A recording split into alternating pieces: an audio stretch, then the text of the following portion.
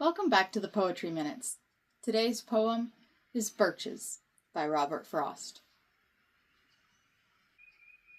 When I see birches bend to left and right across the lines of straighter, darker trees, I like to think some boy's been swinging them. But swinging doesn't bend them down to stay, as ice storms do.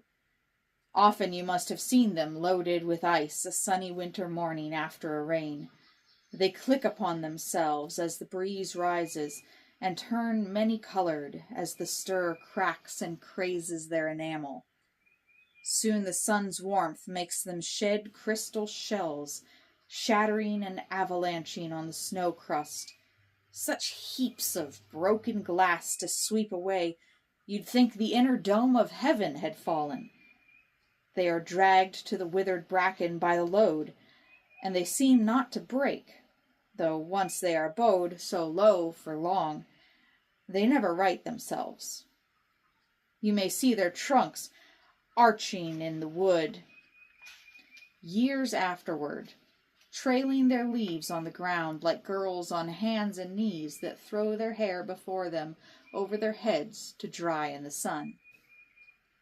But I was going to say, when Truth broke in with all her matter-of-fact about the ice storm, I should prefer to have some boy bend them as he went out and in to fetch the cows.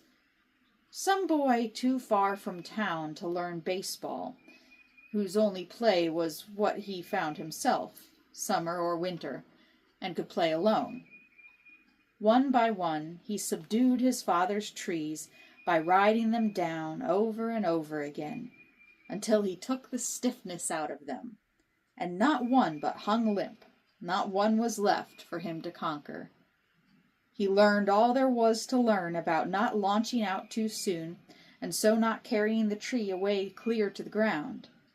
He always kept his poise to the top branches, climbing carefully with the same pains you use to fill a cup up to the brim and even above the brim. Then he flung outward, feet first, with a swish, kicking his way through the air to the ground. So was I once myself a swinger of birches, and so I dream of going back to be. It's when I'm weary of considerations, and life is too much like a pathless wood, where your face burns and tickles with the cobwebs broken across it, and one eye is weeping from a twig's having lashed across it open. I'd like to get away from earth for a while, and then come back to it and begin over. May no fate willfully misunderstand me, and half grant what I wish, and snatch me away not to return. Earth's the right place for love. I don't know where it's likely to go better. I'd like to go by climbing a birch tree, and climb black branches up a snow-white trunk toward heaven, till the tree could bear no more, but dipped its top and set me down again. That would be good, both going and coming back. One could do worse than be a swinger of birches.